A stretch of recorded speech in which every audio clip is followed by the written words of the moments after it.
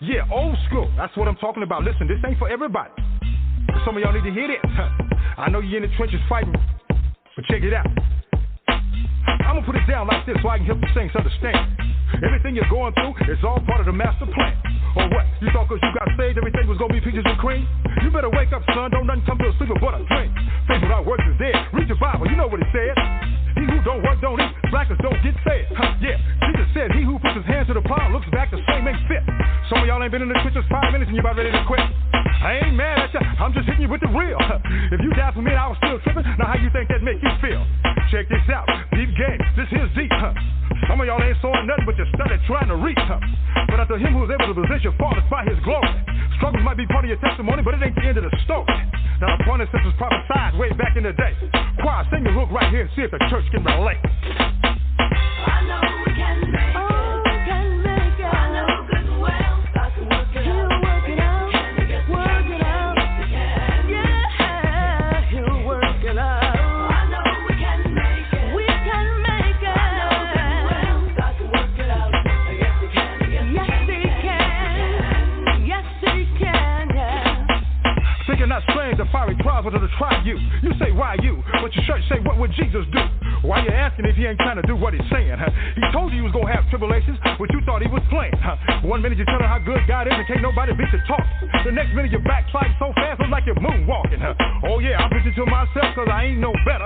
It ain't like I've been following his every word, obeying it to the letter. But we soldiers, we got to remember that. Regroup, stay on point. Yeah, bow down, confess, repent, stay humble, let him anoint. It ain't easy as I thought it was. I'd be lying if I told you that. But it showed up getting better all the time. Trust me, that's the fact. Ain't nothing we going through that can't be handled. God put that on his son. Like they say, you can shout now if you want to, because the battle's already won. So while you're going through the valley, don't even trip. You're going to be on top. Choir, sing the hook line one more again. This time you don't stop. I know we can make it. We can make it. I know good and well. God can work it out. Yes, he can. Yes, he can. He'll work it out. We can make it. I know good and well. Yeah, well, I know we can make it too. Welcome, everybody. This is your host, Lamont Patterson, and you listen to Can a Player Play? I had to give a minute or two to Big Boy upstairs. I know I have a friend that hate me to refer to God as that, but anyway, I don't think anyone's bigger than that, and I know with his help, we're going to make it through some way, somehow, because we're going through some crazy-ish right about now all around the world, and I certainly hope wherever you are, wherever you be, you're being safe, taking care of yourself and your loved ones, you know? And with that being said, we have a great inspirational show lined up for you today. Miss Sandra Cooze is going to be joining us. She's an intuitive trauma release and self-empowerment coach, Reiki master, teacher, traumatic incident reduction facilitator, mediation teacher, and a passionate writer.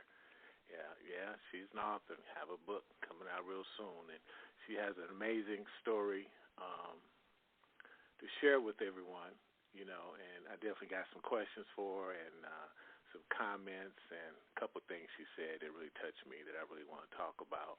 But anyway, let me see if that guest with us. Sandra, are you with us? Yes, I am. Thank you so much for having me. Oh, thank you so much for taking time out to join us. And of course. I hope I pronounced your last name correctly. You know, I'm really bad at that sometimes. No, you didn't. Very exotic the way you say it, though. It's Cooze. Well, thank you for not slapping me down. I appreciate that. I try. So how are you doing? How are you? I'm doing good. Thank you very much. How about yourself? I'm trying to be safe, you know, and trying to be thoughtful, trying to be encouraging, trying to stay positive, and it gets harder and harder every day. So, you know, we just got to pray a little bit harder. Yes, tell me about it. It's not easy. Yes. So Sandra, you know, I know you're a writer and an instructor. So I guess your story, your journey is very important, to share with the world, you know, because there's so much stuff going out there that people don't want to talk about, and they should talk about. And I know because of some of your past traumas who have kind of brought you to where you are today. So I guess that's a good part to start with talking a little bit about who you are and some of the trauma experiences that brought you to where you are. Okay. Do you want to start with the light stuff or the heavy stuff? Well, let's start with the heavy stuff, and then we could get to the light stuff earlier so everybody could be on a good note and go read your book and all that good stuff. Sounds good. Okay, so my name is Sandra. I was born and raised in Germany and came to Canada when I was 30. The love from my husband brought me here. When I was 12 years old, I was molested. When I was 14, I was sexually harassed.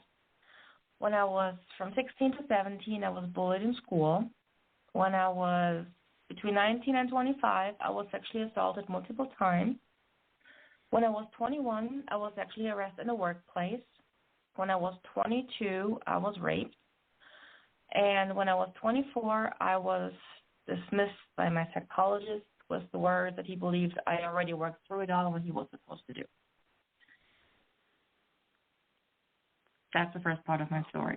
And I guess, you know, what really jumped out at me, Sandra, is one of the statements you made, trauma is not a life sentence. And, you know, yes. I've done several shows in the past where, you know, I mentioned that the children that were molested and raped at an early age, they're given a life sentence, and the perpetrators are given a jail sentence. Now, what I'm hearing you say is the opposite to that, which I really want, you know, to hear you talk about a little bit more, because I don't have many guests or people that even talk about the solution of the other side of that. We always hear about, you know, not always hear about, because I know part of the molestation process, the rape process, is for the perpetrators to shame their victims so they don't talk about it. I'd like our listeners to hear a little bit more, I guess, about your trauma, which leads you to, I guess, your teaching, and I guess to the other side of that. You know what I mean? The helpful part. I don't know if the question makes sense, but I know what I'm trying to say. Yes. No, I do believe that trauma is not a life sentence, and we can heal from it no matter how difficult the trauma is. What I've come to find on my healing journey is that the answer was within myself. Because in essence, what we see as trauma is our own defense mechanism. So whenever we're being triggered, it's like an alarm system goes off and says, wait a minute, we felt like this before, don't go there. In essence, that's the trigger, reminding us we felt like this before. We don't want to feel like this again. And so we get anxiety, we get panic attacks, we lash out just because we don't want to feel like we felt at this very first time this happened. And if we can look inward and looking at our body, mind, and spirit is trying to protect us from, then we can heal. Because the answer is not outside of us, the answer is within ourselves. Is that why you said letting go? Well, no, that's not why you said that. But why did you say letting go of trauma is difficult? You know, it's your self thing that you harbor within yourself? Well, it's difficult because we continue to stay in what happened. We're going back to it. So we're looking at what happened, but what happened is the one constant that will never change. It happened, and there's nothing we can do about that. But what we can do is to choose that it no longer affects us. That's why I say it's within ourselves, and it's difficult because we focus on the story and not on ourselves. Well, question real quick. How do you navigate that with society? Because I know once you experience a situation and it becomes known to other people, you have a period where you have to deal with, I guess, the process. So how do you navigate going through that? Well, one thing that I wrote in my book about trauma healing is you are not society. So what society dictates or what society wants or says doesn't have to resonate with you. I mean, my former generations, my parents, grandparents, they all said, well, you got to live with it. It happened, you have to live with it. And I said, well, that's not good enough for me. Why do I have to live with someone that someone else did to me? Why do I have to be punished every day for the choice of someone else doing something against my will? And that's when I started to search for the answer, because I just knew there was an answer out there. Society didn't give me that answer. Society said, well, suck it up. Sorry. Wow. Going through any of your situations, because you've been molested a few times and stuff, and I heard rape as well. Was any of those things involving law enforcement? Did you have to go through court through any of those situations? No. The first time when I was molested, luckily my parents believed me, so I was one of the luckier ones, and it took me out of that situation, but I never proceeded with police or going to court. I asked my mother a few years after why she never, and she said, well, I didn't want you to have to be in court and talk about everything again. And I just thought, well, I was 12, and I thought that it was my body, so I should have had some say in it. But anyways, by the time I was old enough that I could have gone to the police myself, understanding what happened, that man had already died. There wasn't really much point to it. And later, when I was raped, I was 22, and I confided in my father, and I said, okay, I want to go to the police. He was a soldier in the military, and my father said, well, it's going to be you against the whole U.S. Army. Who do you think is going to win? And so I didn't go on with reporting him. So, no, law was never involved. Yeah, I guess the reason I asked that, because I know when I asked about society earlier, I actually meant, law enforcement and the court system, because I know once they get involved into it, it would seem that that would make it a little bit more difficult to deal with the situation internally and move on, because you have to deal with it on the world stage, per se, going back and forth to court, continually hearing about it or seeing the perpetrator. And, it just seems like it drags on and on and on, and it's harder to recover from that, if that makes sense. It does, but honestly, I've never experienced that, so I can't speak for that. I don't know if for some people, I'm sure it brings closure. I don't know.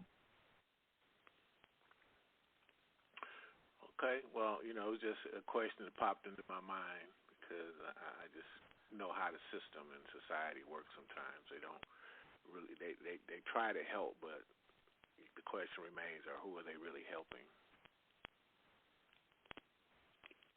So, Sandra, why did you feel that sharing your story is healing and empowering? Well, when I shared my story, I was nervous. I was scared, because I always thought, who am I to tell my story? Who would want to hear about what happened to me? I'm no one important. And I talked to a friend of mine who's also very spiritual and a spiritual healer, and she was like, Sandra, your story is so powerful. You can change so many lives just by sharing your story. And I looked at it, I was like, me? Sharing my story? Helping others? How? But I was like, okay, I'll think about it. Then I was at a local arts and crafts show who had also public speakers, and I signed up, and I said, okay, I'm going to share part of my story. And the feedback that I got from people in the crowd was phenomenal. They came to me and said, you know what, your story touched my heart. This happened to me too, and it feels so good to hear someone else talk about it. So it is not only healing and empowering, it's empowering others. And just to know that my story can give others hope that they too can heal and that they're not alone, that gives me more empowerment to share my story. And it's healing as well because it shows me that my story matters. And I think that's the key, that our stories matter, that it was not for nothing. So what would you tell somebody that's gone through certain things and just scared to talk about it? I would ask, what are you afraid of? Because depending on what they're afraid of is how I would help them through it. If they're afraid to speak up and someone would hear this for the first time and judge them, let's say, for example, well, it was your own fault, or he could have dressed differently, or whatever else comes to mind, then I would walk them through it and help them understand that whatever they did, whatever happened, was not their fault, and that others feel the exact same way, and that by speaking up, they can actually help others too to speak up, because only when we talk about it can we bring change. So if we hide out of fear of being judged, nothing's ever going to change. Well, that makes sense. Let me ask you this: isn't that one of the perpetrators' tools that they use when they do what their act is, to make sure that the person don't tell? Yes. But if we have someone we can talk to and they assure us that this is just a scare tactic and they can't do anything, then we give them the power back so they can talk about it.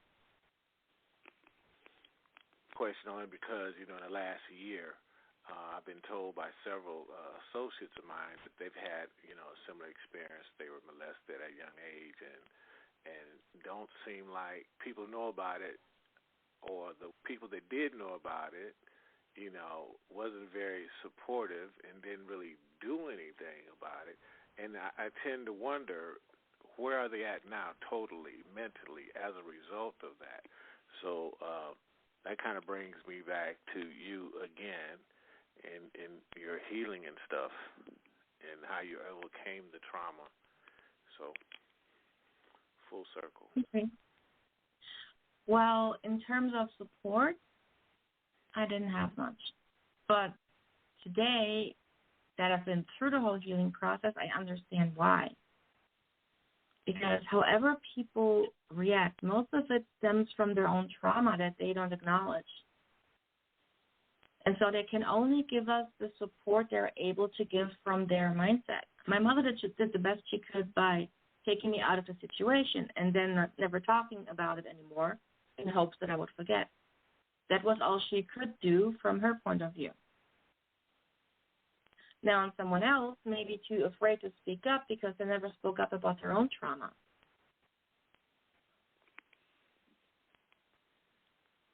And so healing my trauma, sorry. No, go ahead, I'm sorry. So healing my trauma was really defined by two distinct moments that really helped me understand what needs to be done. And once I did that, it became easier because I shifted my mindset away from the trauma and towards healing. So what practice can our listeners use to kind of help them get started? Okay.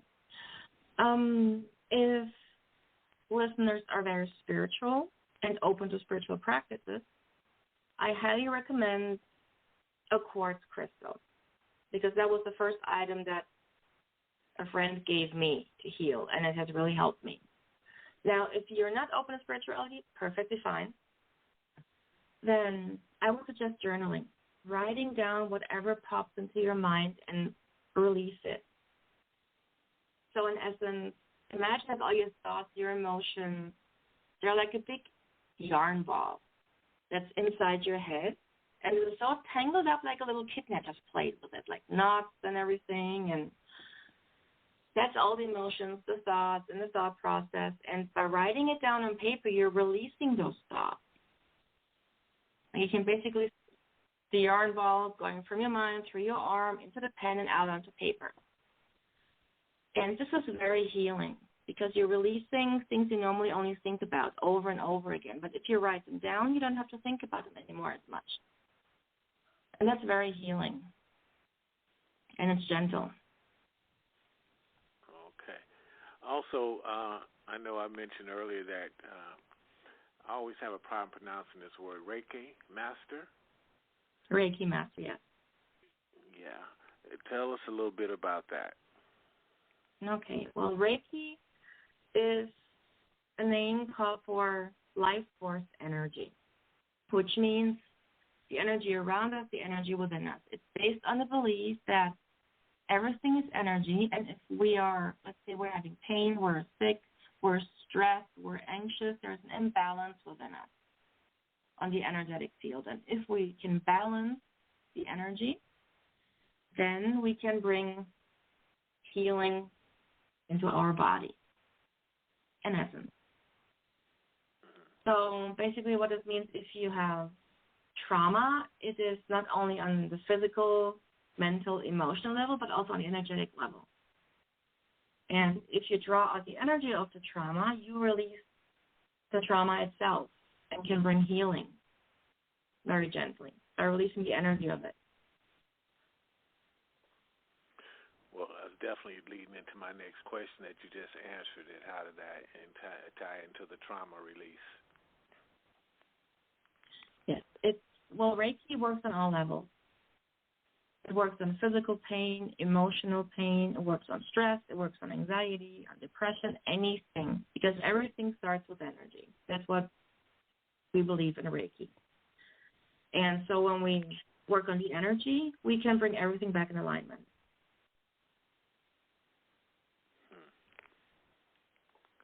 And I guess you do. Is that something that you do in like in a clinical environment, or do you go out of people's homes, or do they come into your office? How is that administered? Well, Reiki is actually very popular in hospitals, especially with cancer patients, for example, because it really helps with the side effect of the chemotherapy and the pain. So you can find a Reiki practitioner in hospitals. You find them in health and wellness centers. Or sometimes Reiki practitioners travel to you, or you go to their home. I have a Reiki practice in my own home. Of course, now in lockdown, it's not possible. Yeah, even distance Reiki is possible. So if you can't go to your Reiki practitioner and your Reiki practitioner can't come to you, it can be administered over distance. Really? Yeah. That's interesting. But I guess it's a good time for me to say this. For all our listeners just joined us, the call-in number is 646-929-2870.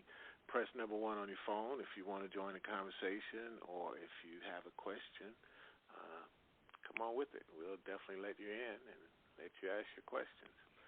Because I got some more for Sandra. Sure.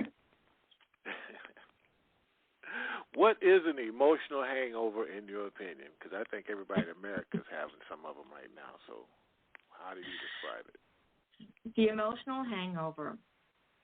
As an example, when I work with my coaching clients and they have an aha moment, so they basically realize something, that shifts something within them, which means if they had a limiting belief around, let's say, not being good enough, and all of a sudden they realize where this is coming from. And this is releasing that limiting belief. So they no longer feel that they're not good enough. So they're euphoric, they're feeling so light and bliss and just happy, bubbling over with joy, because they released this negative feeling.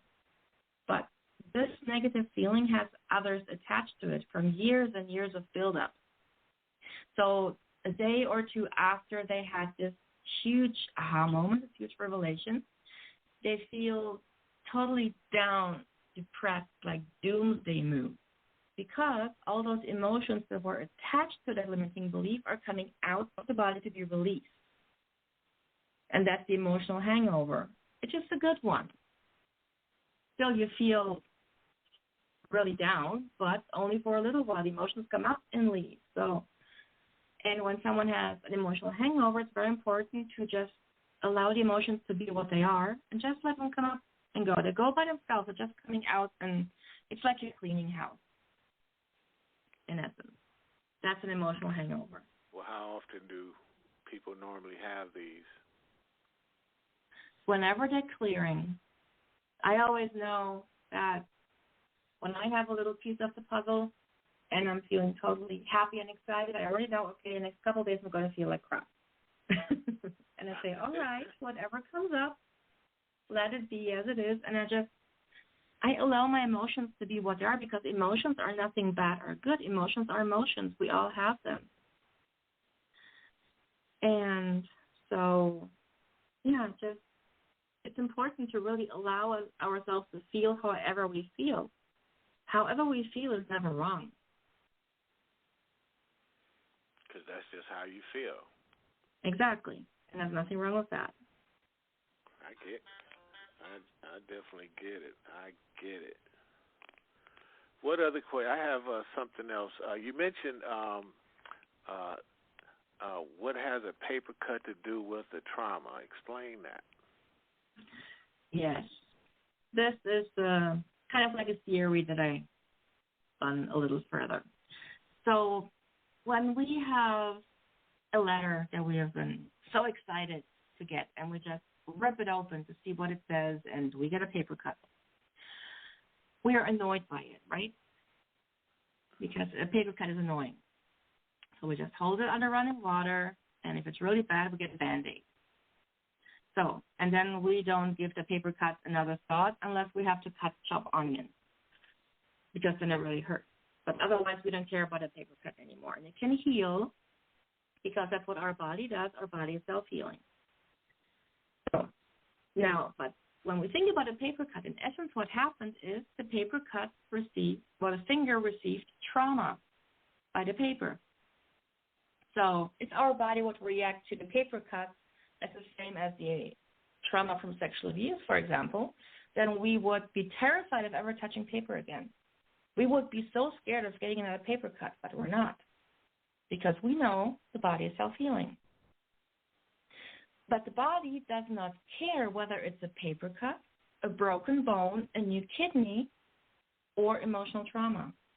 The body only knows it needs to do its job and heal. But when we're being traumatized by sexual assault or any other kind of trauma, we keep staying with what happened, which in essence is the same way as continuously peeling off the scab from the paper cut. So by staying in the story, we don't allow our body to do what it's supposed to do, heal. The comparison I draw between the paper cut and trauma, because in essence, trauma is trauma to the body. Only on a mental, emotional level, we don't see it that way because we have not been taught how to self-heal after trauma. That was a powerful statement. Got my mind kind of spinning because I noticed a lot of people that experience some type of sexual assault. I guess the clock is different per individual in terms of how they deal with the trauma and when they can start to heal from it. I guess with them having the proper knowledge or guidance. Is that correct? Yes. I mean, for me, it took 20 years to really heal and understand. It didn't just happen overnight. I was stuck in deep trauma for years until I finally was able to start. Sandra, was that 20 years from the first occurrence or from the last occurrence moving forward, or in total? Well, I would say about halfway through, because when I was 12 years old, I didn't understand what happened. I didn't understand what that man was doing. I knew I didn't like it. So when I turned 16, I finally started to understand and comprehend. And then on top of that, all the other things I was building up, I guess I would say about for a good 12 years after I was raped. give or take. So from the last occurrence, I guess it took you, I guess I'm trying to figure out, from the last occurrence, it took you 20 years after that? Yeah, not quite 20 years. I would say 15. Yes, but still a very long time. Yeah, well, yeah, I understand that, but, I was just trying to get the idea as to when and how long the healing process took you, because I know it's different, different for each person, having, like I said, having the proper guidance and the proper tools to kind of help them along the way, and experiences not like yours, because it seemed like your experiences took you to a place where you could help other people, giving them the knowledge and how to do. They just need the tools, and most people don't have the tools and don't know how to reach out for the people they do. Yes, and I so hope that I can change that in the world, because trauma is not a life sentence. Yeah, as do I. Again, everybody, call in 646-929-2870, and I know you have some questions, and I know you know somebody have been sexually abused, male and female, because a lot of young boys are getting abused as well. So it's not only females, and there's all type of abuses, mental abuses as well, senior abuses, all abuses, and they're all wrong. So I'm sure you guys have somebody, know somebody, see somebody, so you might want to press number 1 on your phone and get the answers now. Knowledge is power. Okay, just had to say that, Sandra. No, you're very right. Knowledge is power. Once we know what to do, we do it because we know how. Yes, that's definitely, once recognizing the problem, that's only half of it. Doing something about it is the other half. Yes, but that's what I love about working with people, because once they had this first breakthrough, this first aha moment, and they see how great that feels, they don't want to stop. They want this high again, possible. And every time they have this high, they feel so much better. They change. It's amazing. Okay. Well, how does perfectionism relate to trauma? Is that sort of like an addiction, like a wine or a drug or something? Well, it's a coping mechanism. When we're being traumatized, no matter the story, it doesn't matter what happened, the principle is the same. We basically have the rug pulled out from underneath us. We had control taken away from us. We feel powerless. So, and as long as we're in the trauma, we don't regain this sense of power. So we compensate. And when we're keeping control, being a perfectionist, control freak, then we are trying to control so that we can't feel like we have control, when in fact we don't. Because at the same time, when you're a perfectionist, you want everything perfect, but it's never good enough. Because you're never satisfied, because you feel like you never did a good enough job, because you don't feel this satisfaction of being in control, because deep down you're not. And so that's why perfectionism, controlling, and in some cases OCD is related directly to trauma as a coping mechanism. Once we start healing, the sense of control will automatically come back, and the sense to need to be perfect or in control will slowly fade away. Interesting.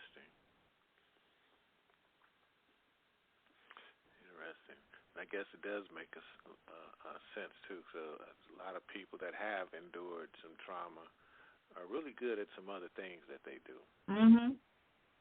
It's just a coping mechanism. Well, Sandra, why can't I meditate? Well, I don't know if you can meditate, but a lot of people... Hey, look, that was the question. That was the question, everybody. I just don't want to think I can't meditate, because I can't. Yes, I just had to. I'm sorry. Well, when we experience deep trauma, there is a disconnect happening between our body and our soul. This shows itself as we feel like something is missing. We feel out of place. We don't feel whole. So there's a disconnect. And when we have that disconnect, meditation is almost impossible because with meditation you need to relax and just be present. But when you're just relaxing and be present, you cannot suppress those negative emotions. They're coming to the surface. And when you're not at a point where you feel you can handle those emotions coming up, then you can't meditate. There are people who get anxiety attacks the moment they try and sit still, just because the trauma is still so deep rooted within them that they're terrified of bringing the feelings back up. That's why people feel sick every time they think about healing. That is another defense mechanism of the body. That has to do with triggers.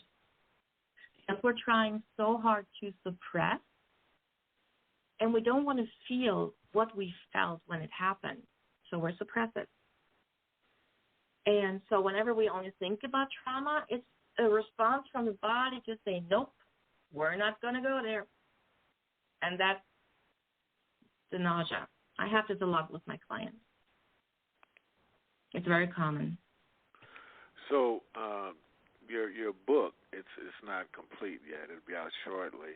But are some of these, well, I'll let you talk about it. Talk about your book, Sandra. Well, actually, I should get a publishing date hopefully next week because I signed up on the last edit.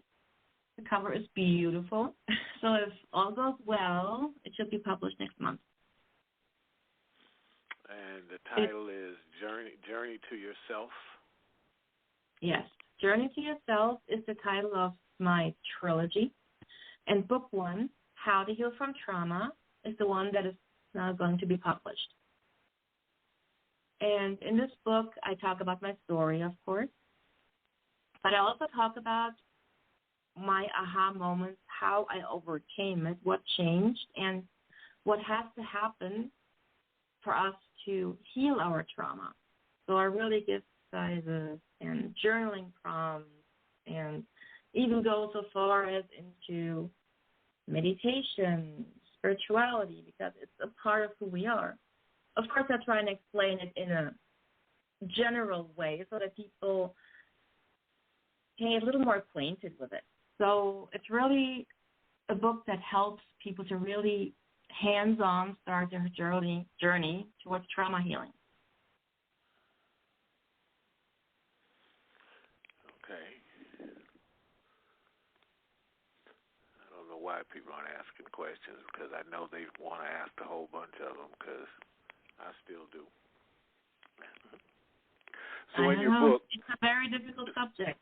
I know, and it's amazing, and it dates back, I guess, decades because people are dealing with this as we speak, and they're we know the reasons they don't want to talk about it because they don't want to be judged or shunned or even bring it back to the surface, but it appears like you still have to deal with it just to get past it.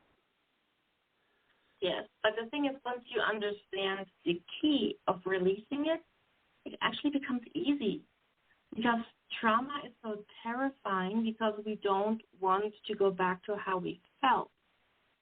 But the thing is, once we release that, it's never coming back. It's just a story.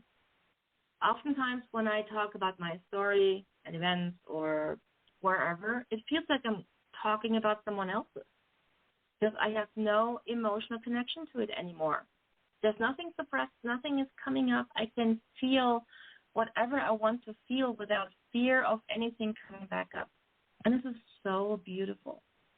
I'm grateful every day that I'm free to feel whatever I want without being afraid.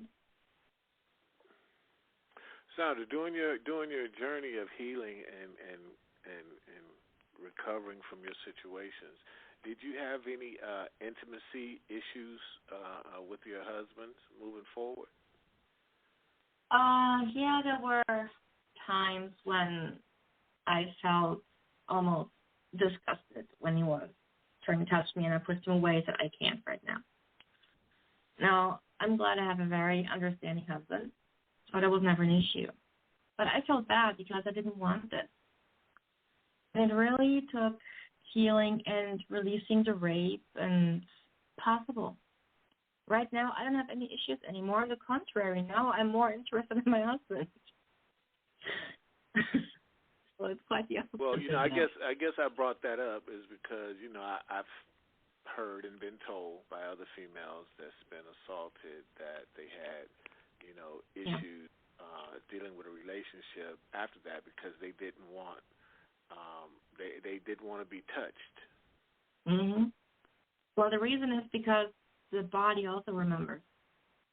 There is trauma also in the body, so we remember the touch, and that's trauma too on the physical level. Most of the time we're being told it's in the mind, it's all the memories, but it's not. It's in the physical, it's on the emotional level, the mental level, it's everywhere. So the body remembers the touch, and this is like the body is triggering. So when my husband touched me in a certain way, I was being triggered. I was like, no, don't. I can't have that. Because the body remembers and the body was triggered.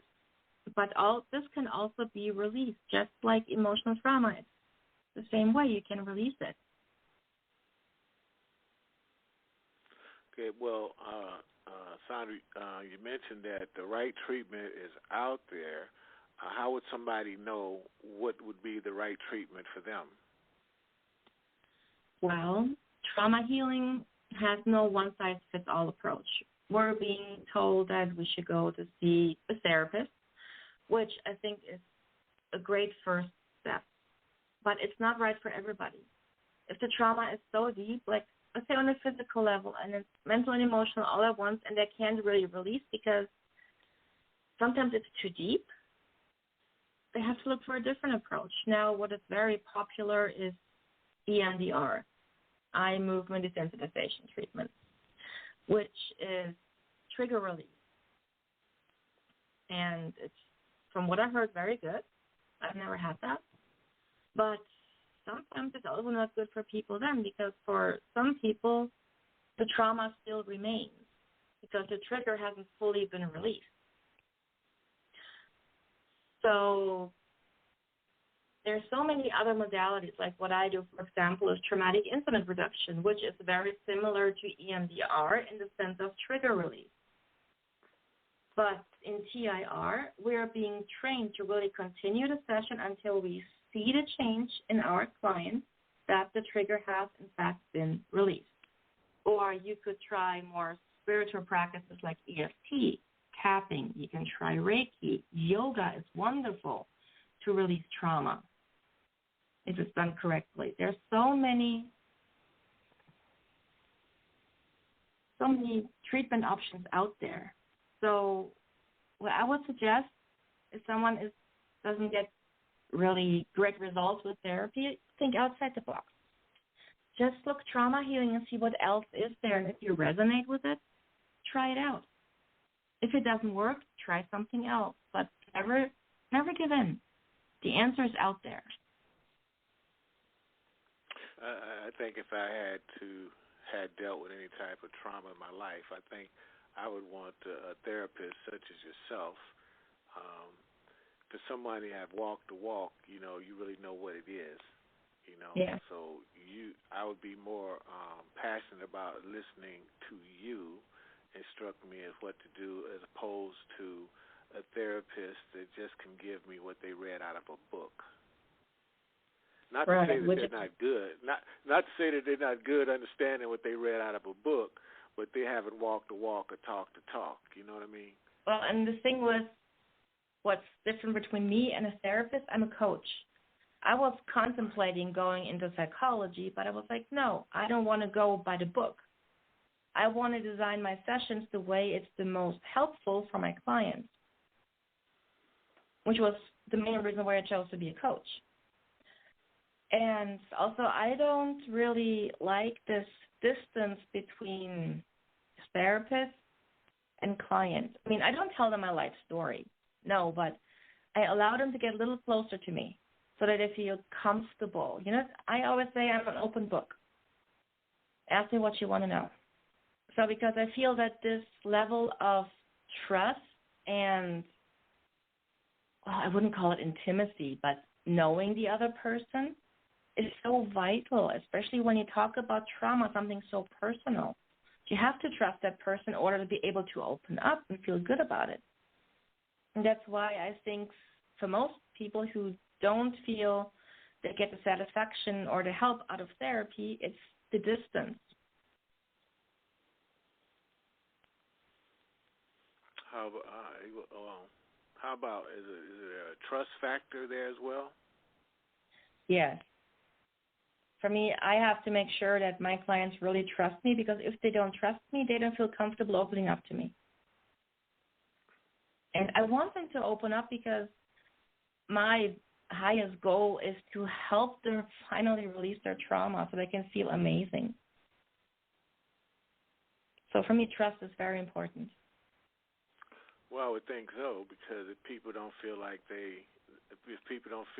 you really know what you're talking about, then they're not going to really trust you either. Yeah, that too. Yeah, and I can imagine, like I said, based on your past experiences, I mean, they could understand, and that's everything. That's everything, because it doesn't take me very long to see through people, you know. But I could tell somebody that really know what they're talking about based on life's experiences, opposed to, you know, just watching it or reading it somewhere. Yes. And plus, since I have been through all the trauma and I've healed from it all, and I know that I have healed, I don't get triggered by the stories that I hear, because I know how good it feels to let them go, so I focus on their transformation. I don't focus on their story. I help them to release their story, but I don't focus on it, which means I don't internalize the story. Right, but I can imagine that's what makes you so good at what you do, is because you really know it. You know what I mean? Yeah. You really know it, and your clients can feel that. They could feel it, they could sense it, and they know it. You know what I mean? And that's powerful. You know, that's powerful, because you really know what you're talking about based on experiences, not based on what somebody else told you. And I think that makes all the difference in the world. It just does. It makes all. Yeah. Cause look, I'm real quick to say, you know what, that fool over there don't know what the heck they talking about. And I was never one. Yeah, you end up with a little smirk on your face. You know what I mean? Mhm. Yep, pretty much. No, I was never one to really listen to what other people had to say. I was always doing my own thing. Yeah, so drove my parents. Definitely, you're absolutely doing some fantastic, great work. And I know, you know, a lot of people, this show is going out on pretty much all the different platforms. So I know the people that didn't hear it all today are going to be able to hear it, and they're going to resonate on a lot of things that you said, you know, because there's a lot of helpful stuff, a lot of wisdom there, you know, and people are afraid to talk and really don't know who to talk to or how to talk to them. And they walking around with this baggage right today and don't even know how to get it off their shoulders. Yeah, and I really hope that I can help some of the listeners. That's what I'm saying, that I really can start to think and look at trauma from a different angle, you know, and then maybe start shifting and releasing. Because once we stop being afraid of trauma, we can release it.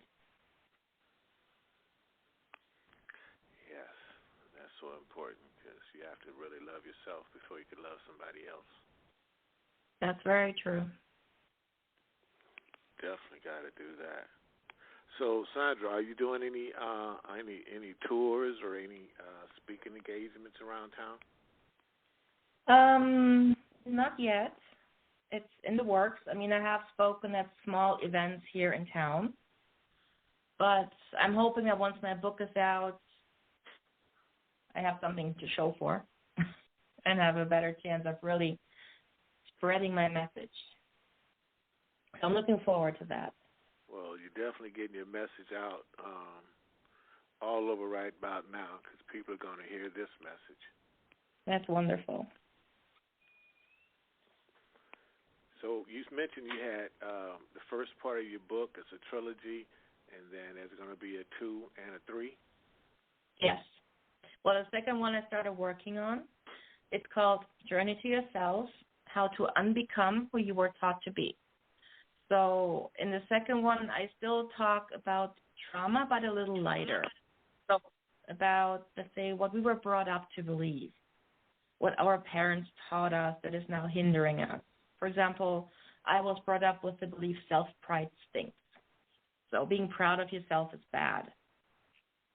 It took me a long time to really release that and say, hey, I'm proud of myself, and really meaning that, feeling it.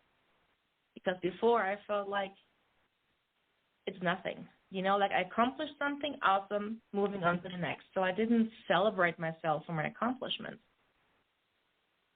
I mean, I have 2 gold medals in interpretive dance, and I never celebrated that because it was just like, cool, let's move on, because I was not allowed to be proud of myself.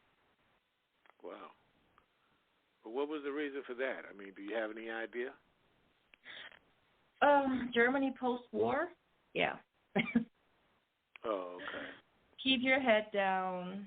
Don't say anything. Just be proper and quiet. And my grandma was still one of those. My mom, yeah, not that much. She was more outspoken, but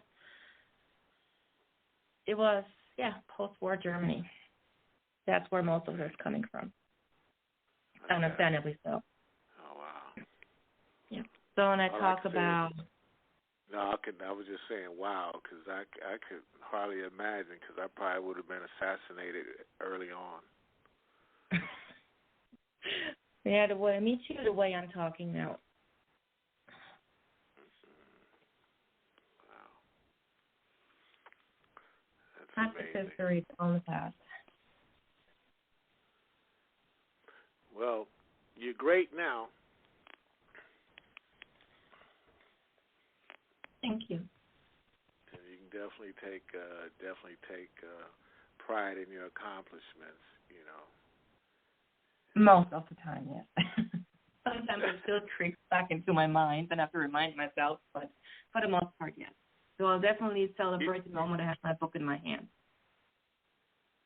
Well, you know, one thing that we can't get away from, you know, no matter how hard we try, we still are products of our environment. We just are, you know. Very true, but we can. Sometimes in the middle of a meeting, I say something, and to myself, I say, that sounds like something my mother would have said. Don't you hate those moments? Yeah, you know, it's amazing. We all are a product of our environment, whether we like it or not, you know, and it could be a help or it could be a hindrance, depending on how we navigate it. Yes, but I think that if we can realize what we just did, love ourselves unconditionally, even if we were, putting ourselves down, sending ourselves love, then everything is good. Well, I definitely agree. Hold on, I think we have someone might want to ask the question and joining in here.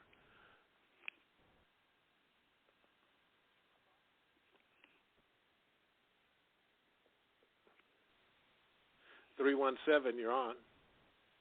Hello, this is Lisa. I'm calling to commend Karen for sharing her story. I know that can be challenging to do, but I totally agree with the journaling. I definitely think that's a great tool for everyone, but especially if you have had trauma in your life. And congratulations on the book. That's awesome. Thank you so much.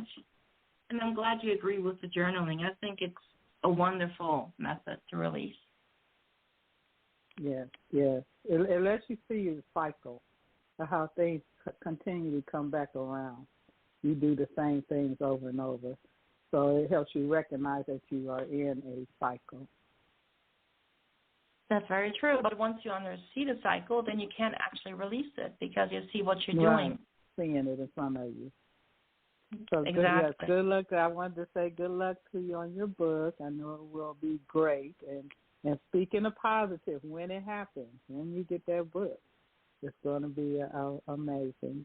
So thank you so congratulations again. Thank you. That's so sweet. Thank you, Felisa. Thank you for calling in. Yes. Enjoying the show. All right. Sandra, we're down to the last couple of minutes of the show, and I want you to give you this opportunity to tell everybody how they can contact you if they wish to. Sure. I would love to connect with people. You can find me at my website. It's riseaboveyourstory.com. You can find me under the same name on Facebook. And you can find me on Instagram under Sandra Cooze. All right. Fantastic, Sandra. Thank you so much for joining us, and continue good luck, and make sure we get a copy of your book so we can keep promoting it with you as well. And I'm definitely going to try that journaling. One of my actor friends told me about that the other day, to write my parts down 15 times. Well, maybe it's time now. Yeah, it is, boy, because it's been rough, but it's going okay. And again, thank you. Bless you, and continue doing the good work, and feel free to come back through anytime. Thank you so much. It's been a pleasure. And I will definitely send you a copy of my book if you send me your address. All right. Thank you so much. And for those that join the show late, it'll be available in its entirety in about 2 minutes, and you have no excuse not to hear it. Ask your mama, ask your daddy, ask the milkman across the street, ask somebody, guy who worked the gas station on the corner. Somebody should be able to tell you how you can hear this show. You definitely want to hear it. Definitely got some jewels in there. It's definitely on a positive note. Thank you so much for joining us, and we'll see you next week at the same time. Thank you so much. We appreciate you. Yeah, old school. That's what I'm talking about. Listen, this ain't for everybody. Some of y'all need to hear this. I know you're in the trenches fighting, but check it out. I'm going to put it down like this so I can help the saints understand. Everything you're going through is all part of the master plan. Or what? You thought because you got saved, everything was going to be peaches and cream? You better wake up, son. Don't nothing come to a sleeper but a dream. Faith without works is dead. Read your Bible. You know what it says. He who don't work don't eat. Blackers don't get fed. Yeah, Jesus said, he who puts his hand to the plow looks back the same ain't fit. Some of y'all ain't been in the trenches 5 minutes and you about ready to quit. I ain't mad at you. I'm just hitting you with the real. If you died for me and I was still tripping, now how you think that make you feel? Check this out. Deep game. This here's deep. Some of y'all ain't sawing nothing but you studied trying to reach. But unto him who is able to position fathers by his glory. Struggles might be part of your testimony, but it ain't the end of the story. Now, the point is, this was prophesied way back in the day. Choir, sing the hook right here and see if the church can relate. I know we can make it. Oh, we can make it. I know good and well. God can work it out. He'll work it out. Work it out. Yeah, he'll work it out. I know we can make it. We can make it. I know good and well. God can work it out. Yes, he can. Yes, he can. Yes, he can. Yeah. Thinking not strange, the fiery trials were to try you. You say, why you? But your church say, what would Jesus do? Why you asking if he ain't trying to do what he's saying? He told you he was going to have tribulations, but you thought he was playing. 1 minute you tell him how good God is and can't nobody beat the talk. The next minute you're backsliding so fast, it's like you're moonwalking. Oh yeah, I'm preaching to myself because I ain't no better. It ain't like I've been following his every word, obeying it to the letter. But we soldiers, we got to remember that. Regroup, stay on point. Yeah, bow down, confess, repent, stay humble, let him anoint. It ain't easy as I thought it was. I'd be lying if I told you that. But it showed up getting better all the time. Trust me, that's the fact. Ain't nothing we going through that can't be handled. God put that on his son. Like they say, you can shout now if you want to, because the battle's already won. So while you're going through the valley, don't even trip. You're going to be on top. Choir, sing the hook line one more again. This time you don't stop. I know we can make it. We can make it. I know good and well. God can work it out.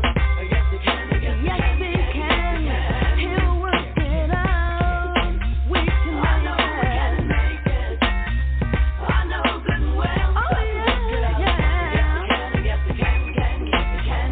If you let him, I know good and well. He can work it out. Work it out. Work it out. Work it out. Work it out.